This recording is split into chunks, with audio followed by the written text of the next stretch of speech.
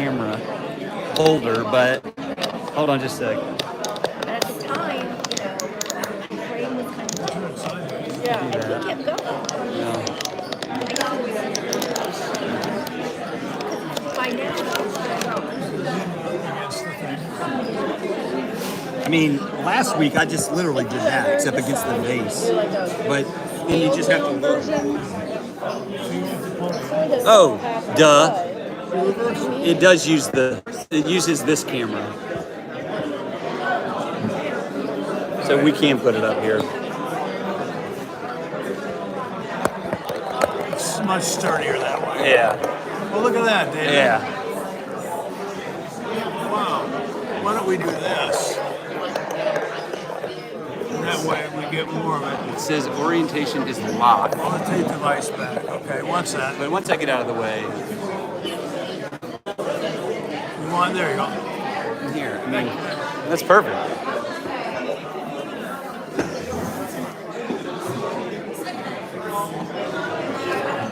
Way to go, man. All right, well done. All right.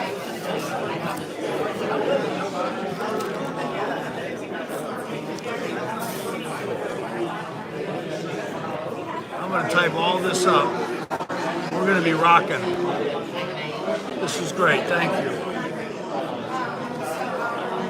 So that is the password. The username is right here. Got it. I'm good. It's just East Chapel Hill Rotary at Gmail. I'm going to make a note of that myself. It's East CH Rotary. Okay. Yeah. Yeah. Got it. You Yeah, can type I'm it in. doing it here, Isn't yeah. that Felix's phone or is that you? No, this is me. I'm going to get out of the way here.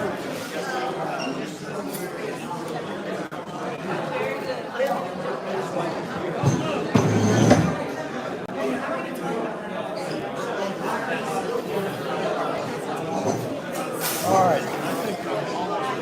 Let's go.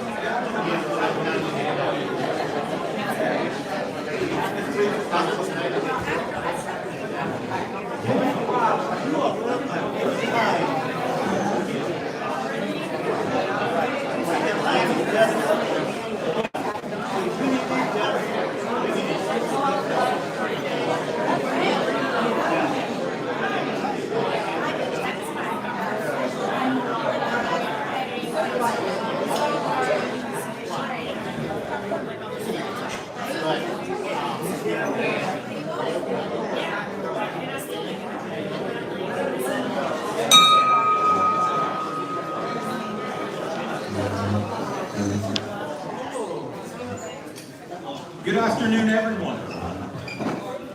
I'm Lorenzo Mejia, and I'm your Sergeant in Arms.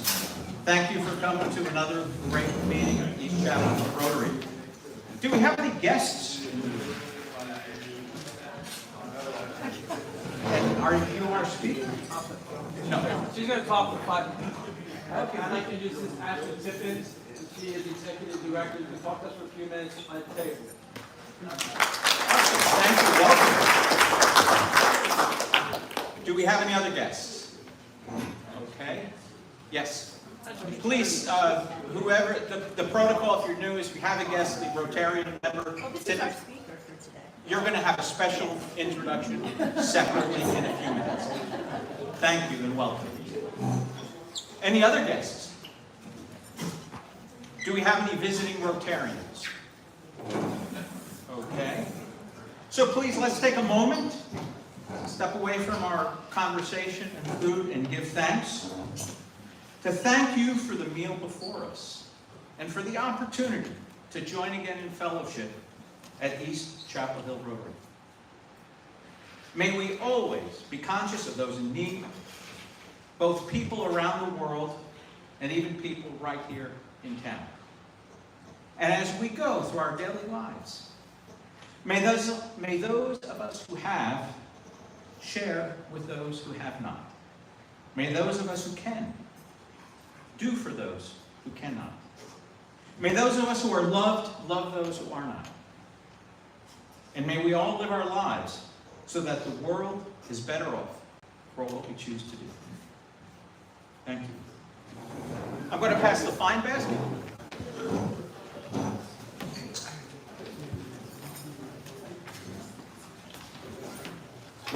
And leadership advises me that we have a jam-packed schedule today.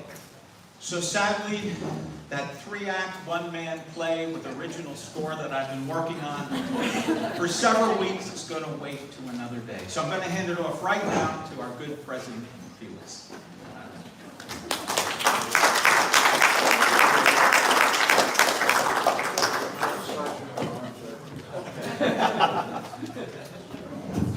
Thank you so much, Lorenzo. Yes, as you said, we have a jam-packed agenda. So let's jump right in. As I said last week, our good friend Fred McLaren had surgery last Wednesday, and I reached out to him via email. He's doing well, and I'll keep you posted on his progress. Last week, let me get this right here. So last week, Jennifer helped us launch community outreach following the storm. And I'm proud to share that members contributed $11,150, and our club will match that with a $5,000 donation to make it $16,150.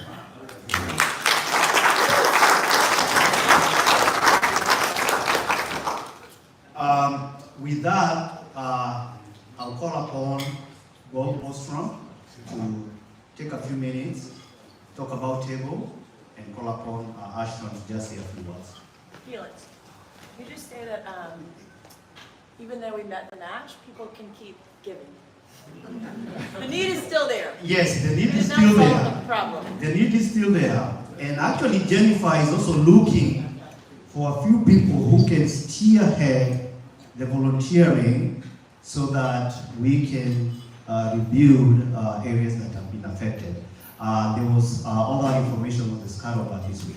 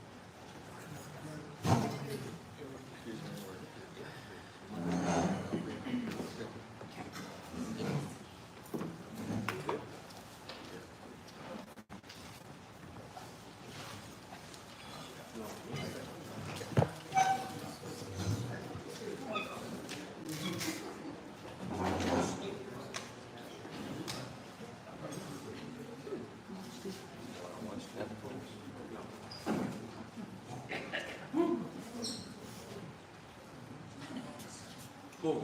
Thank you, President. Jack of all trades. So I'm going to talk a few minutes about East Chapel Hill Rotary and Table. For those who don't know, I'm Bob Ostrom, and I've been volunteering there for about a year and a half. And then when I started volunteering, I heard that groups could do this, so I worked with them. I twisted some arms, and in April, 6 of us were the first ones to try it, and it worked extremely well. So we've done now April, we did May, we did June, and we just finished our July shift on Monday. What we do is there's a list of what has to go, and then you just have a station and you pack it, and they all go into the bins, and then they go on the non-perishable and the perishables. And then when I drive, I pick up that stuff and I take it out. So Ashton's going to tell you more, but that's sort of how the sausage is made. Some of the people here have been great. Like this guy's pre-dental. He's a UNC student. Alex, he's getting a master's in computer sciences, and then Isabel, she's a psychology major. So those are our bosses. Our bosses are the UNC kids are our shift leaders. It's awesome. This guy here is Ned, who I think is there every single day working. He's wonderful. He brings some music. So we've done it now. We've got 6 people, and we got 7 this week. This month we had 8, and we've gotten to the point now where we're going to do 9 as of August. So we're going to take over the whole shift. It's our shift. That's the good news. The good news further is for August I have 9. So you're going to be hearing about September. We need 9 for every shift to make it work. So this is from Monday. This is Abby, who helps us do the scheduling. And this is Ashton Tippett, who is executive director, and now she's going to say a few words.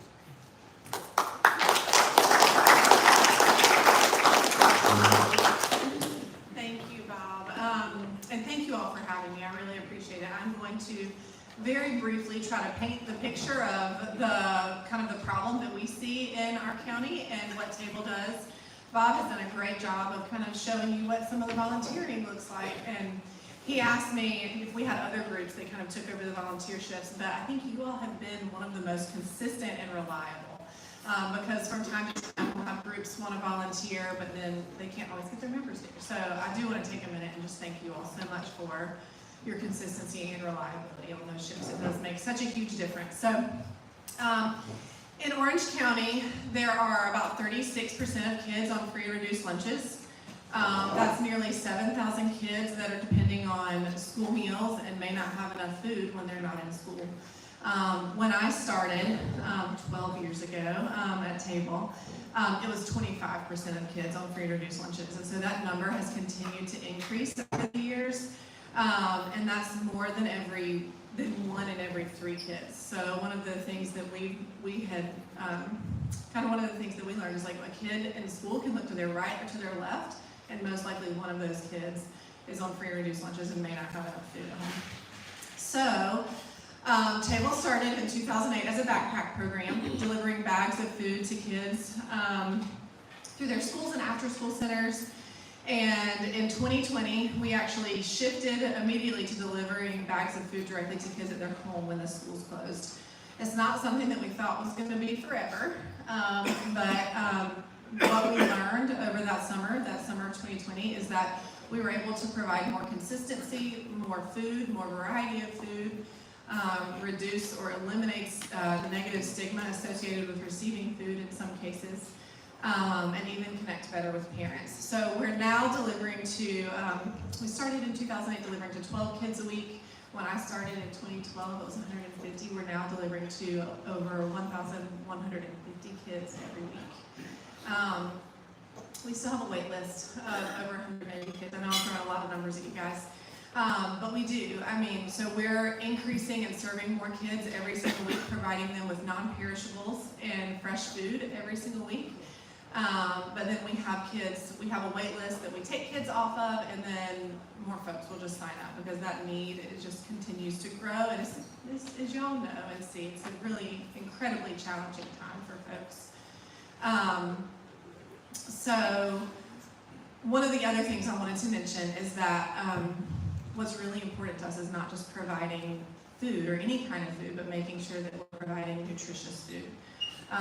We want to make sure that we're not just filling bellies, but making sure that kids are able to function at their best in academics, in relationships, and that they're able to go run and play, and that their bodies function well as well. So it's not just about providing the food, but making sure that we're providing nutritious food. We also provide nutrition education once a month to all of our kids and their families. And I think I've covered the high notes. I will leave you with just one of my favorite stories, or just one of my favorite folks that I love to share about. Our families are absolutely incredible. Sometimes there can be a stigma associated with folks that receive food, but we have seen over and over just the joy and resiliency with the folks that we serve. And so one of my favorite folks, it's a woman who has immigrated or is a refugee from Chad, and she had experienced major burns on her hands, and she now lives in Chapel Hill. She works full-time, over 40 hours a week. And she has the most incredible joy to share. She always has a huge smile on her face when we see her. She has 6 children that she provides for, and she receives food from Table on a regular basis. And then there's another woman that has her master's degree. She's here from Gaza, and she has 4 kiddos, and she is working so incredibly hard to keep her family here. Because she knows that, taking her kids back to Gaza, it's not, she has pulled 2 of her kids out of the rubble and of just bombs and debris. And so she wants to keep her family here. She works full-time as well and has a husband that works as well, and then they receive food from Table on a regular basis as well. So just wanted y'all to paint that picture for y'all of what you are doing to support Table by volunteering and everything else, and just thank you so much for having me here today.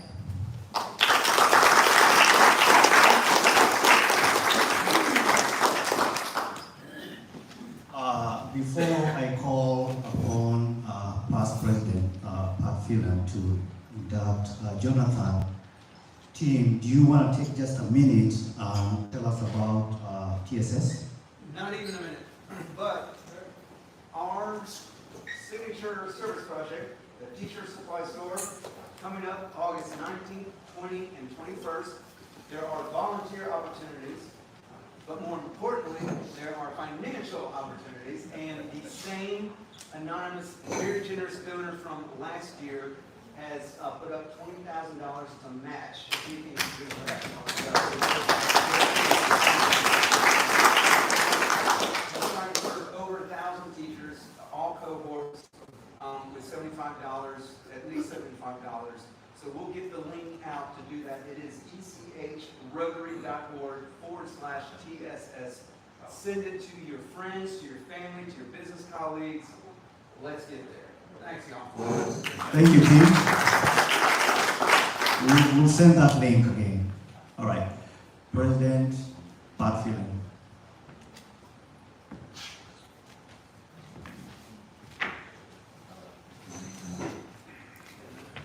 If we can have Jonathan Scott come on up, and your sponsor.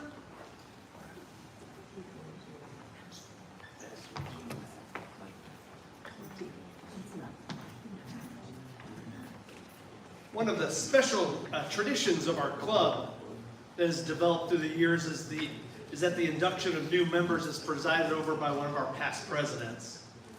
And today is my distinct honor to serve in that capacity. East Chapel Hill Rotarians is a great day when we can induct new members into the East Chapel Hill Rotary Club. Our club has always needed the infusion of new blood, while at the same time extending the spirit of Rotary in the world and increasing our usefulness and influence of our Rotary Club throughout the community. Today we welcome to our ranks and admit to membership Jonathan Scott. Jonathan, you have not only joined East Chapel Hill Rotary, but a worldwide organization of more than 33,000 clubs in over 200 countries and 1.3 million members. You will be warmly welcomed by Rotary members and Rotary clubs anywhere that you may travel throughout the world. Rotary membership is an honor and a privilege, but also carries with it some duties and expectations. Jonathan, you will be expected to regularly attend our club's meetings, participate in club service that you will learn about more, and be active in the many fellowship activities that are offered. I encourage you to learn all that you can about Rotary and this club, become engaged in the life of this club, and as I was told by a member when I first joined, you will look forward to every Friday when you can say, I get to go to Rotary today. You will find this club that will celebrate with you when things are going well, and when necessary, offer support when needed. Always remember the Rotary motto, service above self. Rotary challenges all of us to live by the Rotary four-way test in all that we say or do. First, is it the truth? Second, is it fair to all concerned? Third, will it build goodwill and better friendships? And fourth, will it be beneficial to all concerned? Jonathan, do you accept this commitment? I do. Now I'll ask all members to rise. Jonathan Scott, in the name of the Rotary Club of East Chapel Hill, it is my honor and privilege to formally admit you to membership in our club, and we'll ask Tom to affix the Rotary pin to your lapel. That's for you.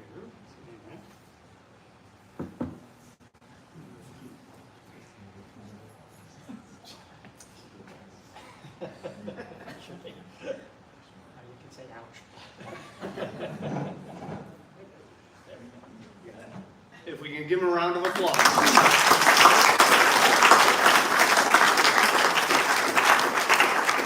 Johnny, congratulations. If you could just take a minute or so and tell us a little bit about yourself. Thank you. Hi all, I'm Jonathan Scott, and I want to say thank you for having me. It's a pleasure to be here. I think starting with the important things, I am a father. I have 2 young kids, they're 4 and 5. And part of the reasons why I want to be here is so that as they grow older, I can be a role model to them on how to be a good citizen. Second to that, I'm also a physician. I've been a practicing emergency medicine physician for 10 years. And with that, I'm also now the Associate Medical Director of the Wake Medicare Emergency Department, and I participate in the clinical informatics group there as well.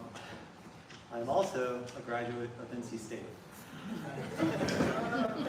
For those of you who are not familiar with this school, it is the place that provides opportunities to people that don't have their act together young enough to get into one of the blue schools. But I'm grateful for the many opportunities that it provided me, especially one in particular, because as a college student, I think I felt, and I feel like many people, many college students feel, as well as most people feel, is why isn't the world a better place? And so what I learned there, though, is, or realized there, is that in order to make the world a better place, you have to work for it. And I think that's an idea that everybody in this room shares. But I also, sadly, I think that not everybody realizes that in the world. So the opportunity I had at NC State was to join an organization called Alpha Phi Omega.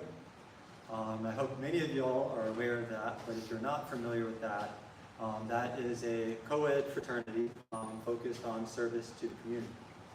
And so with that, provided multiple opportunities to make a difference in the lives of people around me. But also, what it gave me was an opportunity to work closely with amazing people of different backgrounds, of different interests, who inspired me to do bigger things and to make a better difference. And so through that inspiration, that led me down to the path that I stand before you with. But I feel as the previously, over the past couple months, I'm at the end of that path, and I want to begin a new path. And so I want to return to working alongside amazing people of different backgrounds, of different interests, so that we can make a difference in the world and to be inspired to think bigger. So thank you.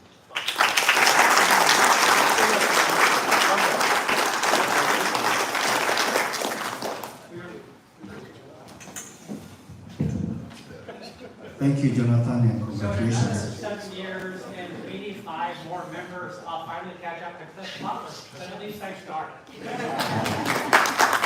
I'm going to call upon Jennifer to introduce our guest speaker today. Oh, Randy, sorry. Randy. Okay.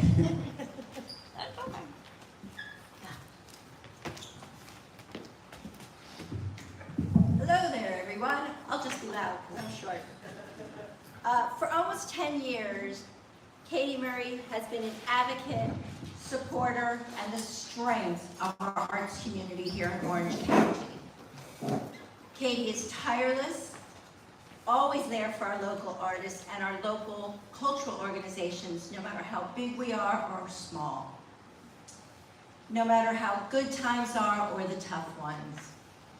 Katie, we thank you, and it is my pleasure to introduce our director of the Orange County Arts Commission for all you do, and thank you so much.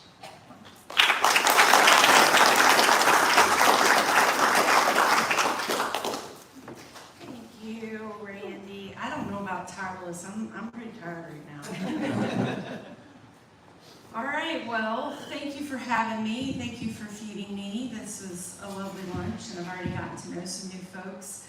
I am going to go kind of fast because I know we have a brief window of time, and I want to share a lot of information with you, but just know that I will present to any group that will have me, your book club, your other clubs, whoever will listen to me talk about the arts of our community, because it's very important and there's a lot of misconceptions out there. So, first of all, a little bit about us. The Orange County Arts Commission, we are a unit of Orange County government. I am part of the county manager's leadership team. We are the Arts Council for Orange County. That means we are the granting agency. We get money from the state every year that we get out into our local arts community. We're a promoter of the arts. We have a really in-depth website with stories and all sorts of helpful info. We're on social media, OCNC Arts. We are the main advocate for the arts in Orange County. We're the county partner with Arts North Carolina, which is our statewide advocacy board. We are a program provider. We partner with other arts agencies around the Triangle. We are active in arts and education in our schools and helping getting high quality arts programming, especially in our Title I schools. We're involved in public art, and we do a couple key events every year, one of which I'm going to talk about in a second, Uproar. Another major event we do is Painted Orange Plein Air Paint Out. I don't know if you've heard about this, but first week of October, we have about 100 artists from all over the Southeast come to Orange County. They go out for 3 days and they paint all the sites that we love in our community. And then they turn in their wet paintings on Friday night, and we have a big wet paint sale, and we sell a ton of work. They're affordable, they're original oil paintings, it's awesome. We're doing it again, not sure where yet. Tell you why in just a second. But October, it's a great, if you're looking for some art, it's a great way to get yourself some. We have a space, the Eno Arts Mill in the historic Eno River Mill in Hillsboro. It is an inclusive and welcoming space for the arts. I always say we are anti-artsy-fartsy. We are come as you are, wear your jeans, bring your kids, bring your grandkids. We are welcome to all people. We have a gallery. We have 15 artist studios. We offer classes and summer camps. Every first Friday we have live bands outside, food trucks, our studios are open, new show in the gallery. We have really created an incredible community since opening in October of 2021.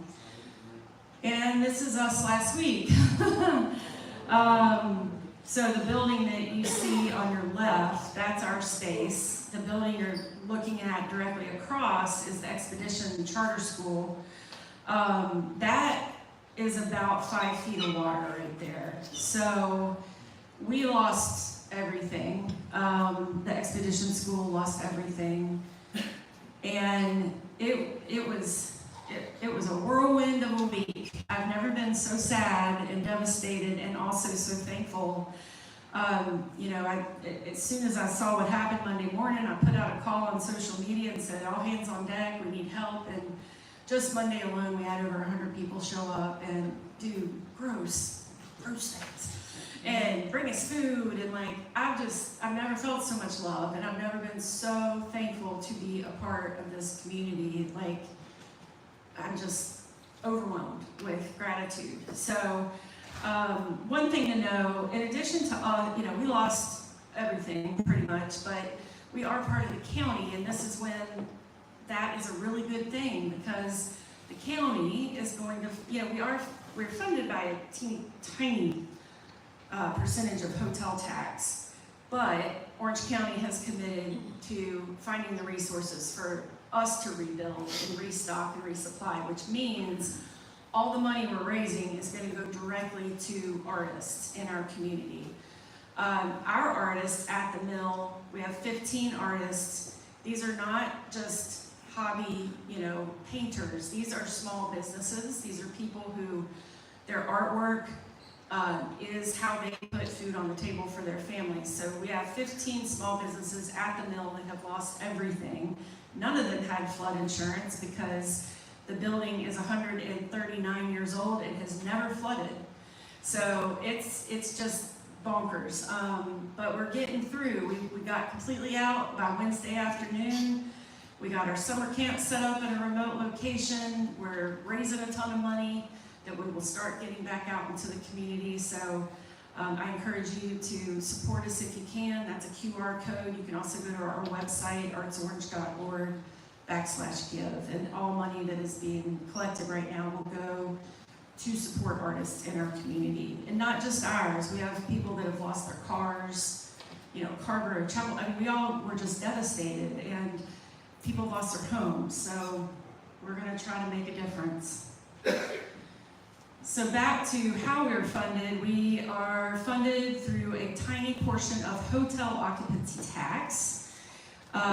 It's a small amount of funding, and because of that, we started a nonprofit arm in 2021 called the Orange County Arts Alliance that allows us to receive grants and private donations. So I'm going to talk a minute about the economic impact of the arts. So every 5 years, Americans for the Arts, which is our national arts advocacy organization, they conduct a survey to explain why the arts are critical and why the arts are different than the rest of the nonprofit sector. The whole nonprofit sector is critical. We need everybody. But the arts are different because our job is to bring people into our communities, and when they are here, they spend money in our restaurants, in our small businesses. And so that is what sets the arts apart. So when you're investing in the arts, you're investing in our arts organizations, you're investing in your own community, because we're going to then take that investment and get people in for theater and dance and music and whatever else it may be. So this is a huge study. It takes place all across the country. North Carolina has more participating communities than any other state. It is endorsed by pretty much every arts and civic organization out there. And I share that because this isn't propaganda. This is legitimate data that is supported by NACO and the National Conference of Mayors and Destinations International, which is our national tourism advocacy organization. It uses a tool called InPlan, which has been around since the 70s. It was created by a Nobel Prize winner whose name I will not butcher. And it basically follows a dollar and how it travels through your community. So I'm visual, so I offer a visual explanation of that. So playmakers at UNC, they buy a $100 bucket of paint to paint a piece of their set. They pay a local, hopefully local hardware store for that paint. That store takes part of that $100, pays their worker, who then buys groceries for their family. Part of that goes to the paint supplier. Part of it goes to pay for other business expenses. And so it essentially follows that dollar until it leaves Orange County. So that's how that works. So another really important thing to note is that this is just the nonprofit arts sector. So it's organizations like us, UNC, the Arts Center in Carborough. It is not places like Cat's Cradle in Carborough, which draws an enormous amount of economic impact to our community. But they're a for-profit business. Doesn't include for-profit galleries. It's just the nonprofit sector. So we send out data to nonprofit directors, asking them to tell us, what do you spend on your rent and mortgage and payroll and taxes? And then the other set of data is audience surveys. And if you were at arts events in 2022, you might have gotten approached by somebody asking you to fill out a survey, asking, what did you spend dining out tonight? Did you pay for childcare? Did you pay for a hotel room? So it looks at all that stuff that you spend your money on when you go to a concert or a theater performance. Another thing, before I get to that, this is data from 2022, and that's really important because, especially here in our community, thankfully, we were still slowly crawling out of the pandemic. We were not fully back out there. And our data really does reflect that. I think when we do this again in, 2027 or 8, the data is going to be, hopefully, pending some other global crisis, the data is going to be a lot more accurate. So keep that in mind. So in 2022, the overall annual spending by the nonprofit arts sector was $107 million. The bulk of that is the organizational spending. But if you look at it like the yellow is the organizations, and they are leveraging the blue, which is the audience spending. So if we don't have the yellow, we don't have the blue. If we don't have the organizations, we don't have the people that are spending their money. So the biggest chunk of this is in Chapel Hill, and that is for two reasons. One, that's where, we don't have a lot of large arts venues here. We don't have a DPAC, Our largest venues are on campus, Memorial Hall, Playmakers, Palmerine Theater.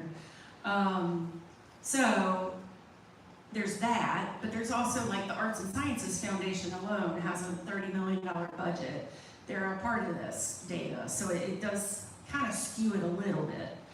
But in Hillsborough, the nonprofit organizations are spending about $5 million, and in Carborough, about $4 million. Carborough, I should note, probably one of the last communities anywhere to fully get back out post-pandemic. Their numbers are drastically different from the last time we did this survey, so just keep that in mind. Looking at arts attendees, again, the bulk are in Chapel Hill. That's where our larger venues are. Those are also the venues that are, bringing in people from all over the place. But, Hillsborough and Carborough are bringing in a lot of people every year too. to festivals. Cargo, they have like a festival every weekend, it feels like. And then Hillsborough has fewer festivals, but that draw a ton of people. So the UNC factor, when you're looking at organizational expenditures, a good 3/4 are UNC. But what I think is almost more important is when you look at the audiences. 1/3 of the people that come to arts events in Orange County are coming to things that have nothing to do with UNC at all. So there is a thriving art scene in Orange County that has nothing to do with UNC. So it's UNC serves an essential role. Their role is to bring world-class arts to our community, and they do that beautifully. The role of the rest of us, like my organization, is to support the artists that are here in our community, make sure they have jobs, make sure they have the resources that they need. So both purposes are equally important. So when you look at arts audience spending, again, about $17.5 million is coming into Chapel Hill each year. Hopefully more than that now that we're back out in the world. $2.5 million in Hillsborough, $2 million in Carrboro in 2022. The average arts goer in Orange County spends $24.65 on dining out and all of those things. This does not include the ticket that you purchase to go to the show or the registration fee. That data should be captured in the organizational data, so we don't want to duplicate that. Obviously, non-residents spend a little bit more than our residents. Mainly it's food, but it's also souvenirs, travel expense. The one area that we are lower in the triangle is overnight lodging. And I think that is because of how lucky we are to live where we do. We can go to Raleigh on a Friday night, go to a concert, and come home to Chapel Hill and go to bed. We don't have to get a hotel room. Durham's data represents this, Wake's data represents this, because keep in mind, even though DPAC's drawing people from all over the place, they're a for-profit entity, so they are not factored into this data. And this is the slide that gets me dirty looks. We are in a sports community, and my funding comes from hotel rooms, so I've never been such a fan of sports in my whole life. However, arts people spend a lot more money in our community. So I am not making an argument that it's either or, but it should be and. So what I always try to do is get the comparable sports tourism report to ours. Every industry has a comparable report. They were smart. They didn't do theirs in 2022. They did theirs in 2023. And that's a big difference in those 2 years. But even with that, with their 2023 data, arts patrons are spending 50% more than sports patrons. So we need to get them into our communities. We need to have art spaces and places for them to come and spend their money while they're here. The arts sector also generates a lot of money for our government, for state, local, federal, which if you think about it in terms of how much money our municipalities and county spend to fund the arts, they're getting a really good return on investment. So our audience breakdown, overall, Orange County, about 40% of our audiences do not live in our county. So they're coming in from mainly other communities in the triangle. One circle on here I think is really interesting is Hillsborough, because Hillsborough is a tiny town, but 40% of the people that come to Hillsborough arts happenings do not even live in this county. So that's interesting, and that says something about Hillsborough. It's a great little tiny town. It's very artsy. The arts also employs just over 2,000 full-time jobs. This is about half of what it was last time we did this survey. I think a lot of people shifted out of the arts in the pandemic. A lot of people are leaving our community because they can't afford to live here. But it still is it's a big chunk of people. And the way this survey works is it's not just looking at people that are employed in the arts, it looks at jobs that are impacted by the arts. So an example of this is when you go to Memorial Hall to see a performance, you've got staff there from Carolina Performing Arts and your audio and your sound, but you also have people that are working that night, not in the arts, but because of that arts event that is happening. So, you know, you have wait staff that's been bumped up to accommodate a larger crowd that night. You've got parking attendants. When you go to VPAC and, you know, you've got the guys on the little bike things that'll wheel you around. You know, all those people, those aren't arts jobs, but they're employed that night because of the arts. And I'm not going to go through this list. It's more of just a visual statement of what all an artist is. It's not just painters and musicians. You know, it's graphic designers, it's writers, it's members of the media, it's our librarians. Same thing with the creative economy. You know, everybody employed in the media, that is part of the arts. Most of them went to journalism school and learned how to write. Writing is an art. You know, botanical gardens, they are classified under the creative economy. Zoos, libraries. So it's not just, you know, arts councils like us. It's a big sector of our economy. So that's kind of good. I'm going to talk a minute about the not so great. You know, we talk a lot in my world about a healthy arts ecosystem. And what does that mean? Well, this diagram helps explain that. So in the center, you've got your local arts agency, which is us. We're the Arts Council. It's our job to be the advocate, to help provide the resources for the artists and organizations to do what they do. If you don't have a healthy center, you're not going to have a healthy economy. And so that's been a big part of my job over the last almost 10 years, is strengthening our organization so that we can be a better service to the community. But around that, you need places for artists and the public to create work. You need spaces for them to learn.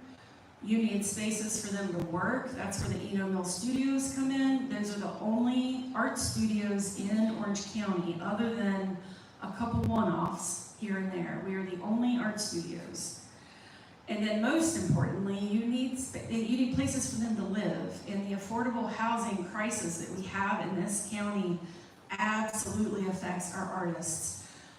We do have a percentage of artists here who are fortunate enough to maybe have a partner employed at UNC as a doctor, but especially the artists in my orbit, they are making it work. They are trying to hold on and stay in this community they love, and they're leaving because they can't afford to be here. So when we talk about affordable housing, when we talk about habitat, artists are part of that. They need to be able to stay in our community.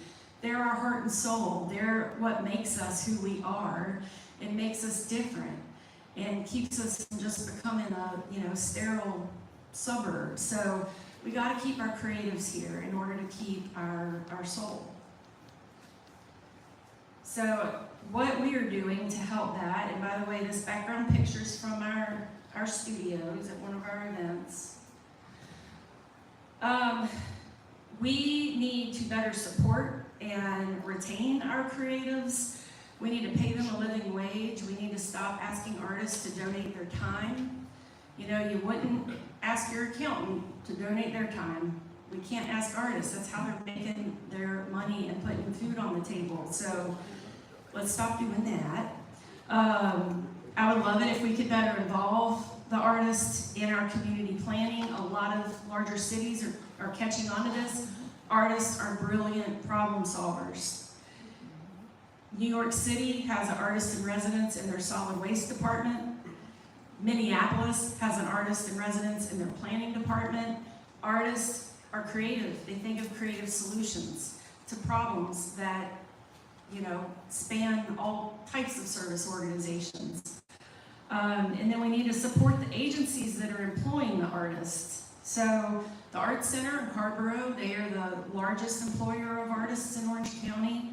We are second behind them, but you know, Hillsborough Arts Council, there's a lot of organizations that are employing a lot of people. We need to support those organizations so that they can continue to support the people that live here. Private support is decreasing across the board, and especially right now, in light of everything happening in the country, in the world. You know, there's so many humanitarian needs out there right now, which are critically important, but we also need to remember the arts because we need to keep them alive and well as well. And then we need to support our creative spaces, and this includes the for-profit spaces. I have a picture here of Peel Gallery in Chapel Hill, which, by the way, if you need fun jewelry, fun gifts, books, that's your go-to. She's created like a whole scene where her business is located in Carborough, and her rent has increased 20% every year. She's barely hanging on, you know, and we need the mom and pops. We need the people that live here in our community and employ our local people. So just support, you know, Epilogue. You know, there's only one gallery left in Chapel Hill. That's Gallery 111. But we've got a handful still in Carborough. We've got a whole bunch in Hillsborough. So one big thing that we are doing to try to support our community is Upward Festival of Public Art. How many of y'all have heard of that? Oh, wow. All right. Well, I got some teaching to do. Okay, so the premise of Upward is for 3 weeks, we have 60 large-scale, crazy works of public art, 20 in downtown Chapel Hill, 20 in downtown Carborough, 20 in downtown Hillsborough. You bring your families out, you go around, and you score all these works of art. There's a QR code, you enter a score based on what you like, and then at the end of the festival, the People's Choice winner gets a $10,000 prize, and then we have a jury, and that winner also gets a $10,000 prize. This is a true countywide effort. All the towns are financial partners and planning partners. The Chamber, Downtown Partnership, Hillsborough Arts Council. It is a countywide effort, which doesn't always happen in county government, but it has happened beautifully for Upward. So there's 3 reasons why we created Upward. One is to celebrate artists, obviously. In the context of the arts in the Triangle, Orange County often gets overshadowed by Durham and Raleigh. They're so much bigger. But we do cool stuff here all the time. And we're like jumping up and down, waving our hands in the air. And sometimes we get media attention, sometimes we don't. So we were like, let's do something just so big that they can't ignore us. I'm going on WUNC next week to talk about this. I'm so excited. Second reason, the arts, music venues, festivals, notoriously not accessible. And that hurts my heart because as humans, you know, the arts are part of who we are, and I don't care what issues you have, you should be able to participate. So this was designed with accessibility in mind. All the works of art are in easy to access locations. So if you have mobility issues, it doesn't matter, you can get right up there. We have audio descriptions for people with low vision. We have trolleys in Chapel Hill and Carborough that will be taking everybody around on Saturdays. And it's entirely free. So you can bring your whole family out. It's like a big scavenger hunt. Go around, find all this art, and vote on it. I'm looking at Ashton. I know you're one of our venues. There might be a few others in here that I don't know. And then lastly, everybody's like, why in the are you having this in August in North Carolina? Well, it's because that's when the community needed us to. August in downtown Chapel Hill and Carborough is tough. The students are, you know, gone. Everybody's financially struggling. So that's when we need to bring the people into our communities and especially into our downtowns. So that's why we're doing it. I'd love for y'all to get involved. We need a lot of volunteers for Upward starting next week. Install starts on Monday. will take place next week and the week after, and then it kicks off on August 1st at Eno River Brewing, our next door neighbors, and luckily they didn't get flooded. So we're gonna have Liquid Pleasure there, you know, longtime Chapel Hill fun band, food trucks, art making. It'll be a blast. But we do need a lot of volunteers, no matter what your skill set, abilities are, we can use your help. So you can scan that QR code or go to the upwardfestnc.com website. We're still looking for sponsors. Fundraising's been tough because of all the reasons I've already said. It's hard out there, y'all. Fundraising right now with everything happening. So really, if you're a business owner, and especially if you're a business owner that either wants your name on everything for 3 straight weeks all over Orange County, or your demographic is young families, this makes a lot of business sense. So please reach out. We are behind on everything because of the flood, which means we haven't printed anything, so we can still get more sponsor logos on there. And then just help us spread the word. We're on social media. We have a Uproar Instagram page. We have a Facebook for the Arts Commission that we're posting Uproar updates, and then the website. So yeah, overall, this is some ways to connect with us and contact me if you need to. And then that's the QR code to donate to our Chantel Arts Relief efforts. So, Great. yeah. Thanks, Katie. Thank you.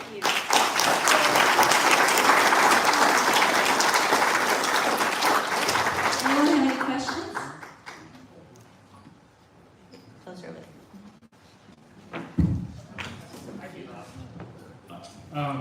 There was a slide, the economic feasibility studies that you were, there was a slide that you showed. I had noticed that there are pockets of study areas all around the country, but there's a very specific pocket all along sort of, it looked like North Carolina into Tennessee, Kentucky, just like very sort of narrow band.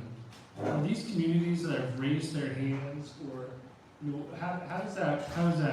Yeah, a lot of it has to do with the State Arts Council, and I don't know if y'all know this, but so the very first Arts Council in the country was in Winston-Salem, and it inspired our state, North Carolina Arts Council, which is one of the most effective arts council networks in the country, because they have designated county partners in all 100 counties. So it's been replicated throughout the country.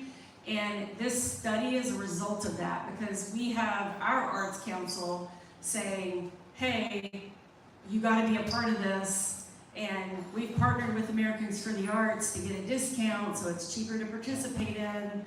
And so it kind of, you know, there's definitely a correlation between the states that have strong arts councils and their participation in this study. Katie, thank you so much for being here. This has been really interesting. At the beginning of your talk, you talked about one of the important things you do is house. I think you said 15 artists at your physical space. Describe that relationship. How does that, do they apply and you select them? Do they pay rent? I mean, you know, how does that relationship work? Yeah, and just to be clear, this is just their working studios. This is not their living spaces.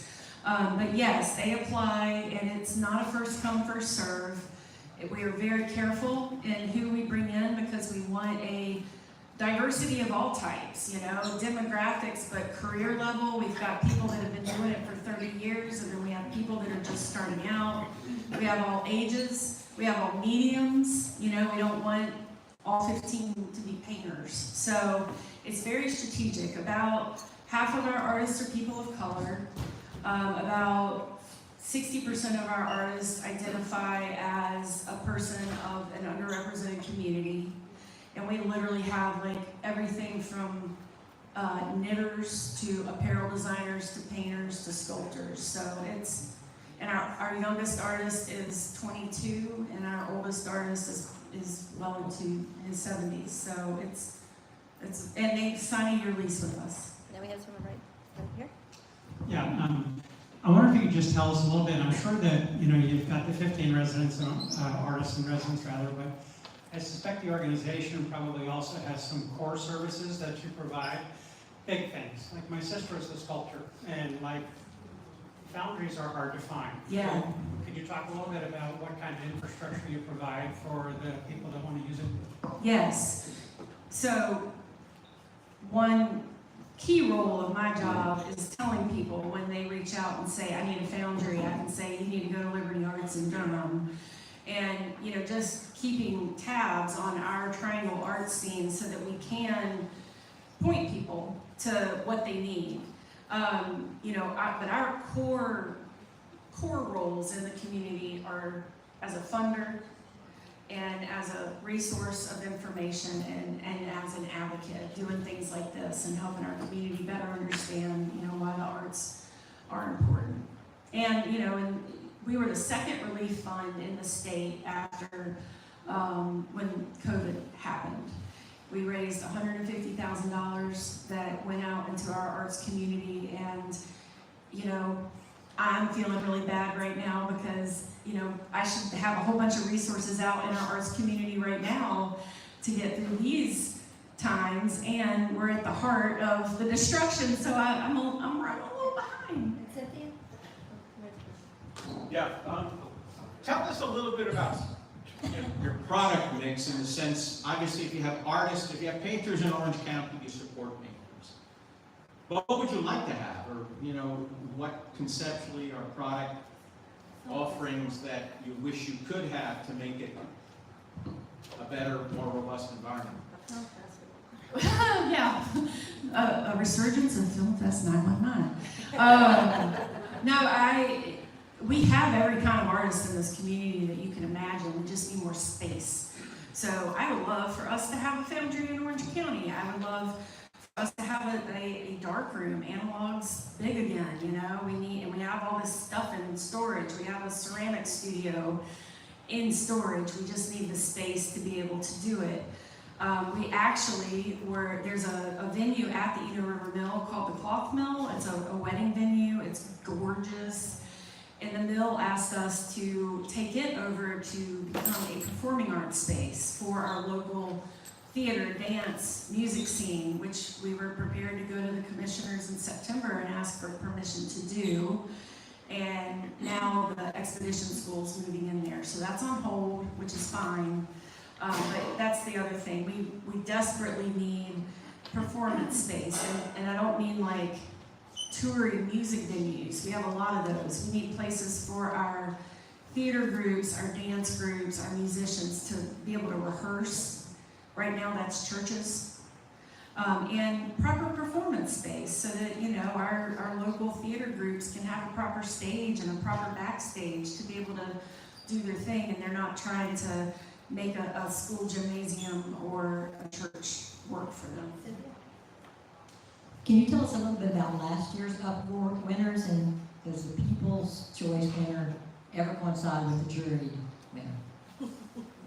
Yeah, first of all, the first Uproar was in 2023. The plan is to do it every other year because it's a massive undertaking. The jury winner was a Carborough-based muralist he goes by Davis. He did the big Chinese lantern mural on the side of Jade Palace in Carborough. You know what I'm talking about? He's brilliant. So he did a huge mural of, a while back there was an effort to put Harriet Tubman on the $20 bill. Didn't happen. But he did 2 murals to depict her as a young woman and as an older woman and what those $20 bills would look like. So he won the jury. He came very close to winning People's Choice. He was 3rd. People's Choice ended up going to a Hillsborough. We had artists from all over the Southeast, but both big winners were Orange County. Totally coincidental. But Aaron Donnelly in Hillsborough won for a giant mandala wooden sculpture that was in Town Hall Plaza in Carborough. But she also, she lives here, so she was out there every single day, like handing out she worked for it. She worked hard for it. One more quick one. Okay, I do, but I don't know. First one, thank you. And I am one of those UNC faculty, but not not a doctor, supporting an artist spouse. So, not as well paid as doctors. Anyway, you mentioned money that includes the Arts and Sciences Foundation at UNC, and my ears perked up because I have my research account for my archaeological excavation with the money that I raise in the Arts and Sciences Foundation. Is that included in that sum that you gave us? So, oh, that's very interesting. Okay, my second question was, don't know if that belongs in your lump sum then, but anyway, my other question was, do you have any idea about, you showed people coming from outside Orange County, but how many come from outside driving distance, are really coming in versus, locals who are just driving in? The majority of the people, and we have, the raw data with zip codes of everybody that fills out the surveys, so the vast majority of people are triangle and like drivable triad, Alamance, Chatham. But, we do, I don't know the exact number, but we do have people that, especially for big things like at Memorial Hall, they do draw people from a distance that requires hotel rooms and long distance travel. So, but the majority, it's all of us that live here in the triangle that are just zooming around the triangle, doing all the things we get to do. Thank you so much.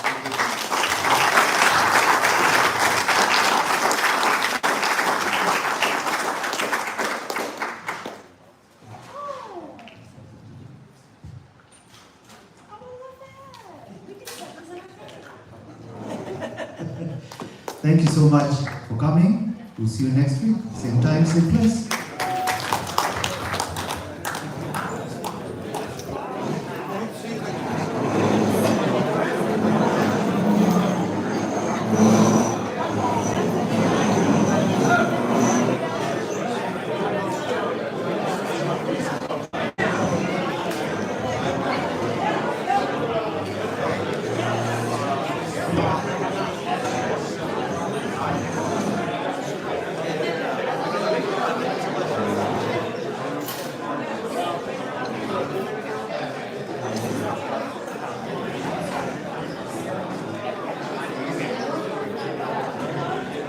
Hey, Libby. How are you? What I do with that badge of mine is I never wear it. It's over here. Oh. Before I lose it.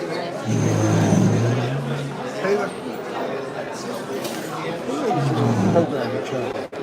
It's Randy. Randy? Yeah. You have some suggestions? Well, I have one that I can do.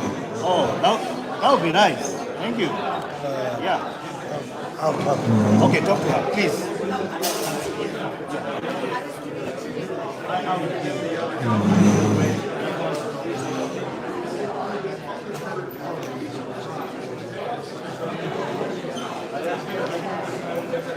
So, Yes.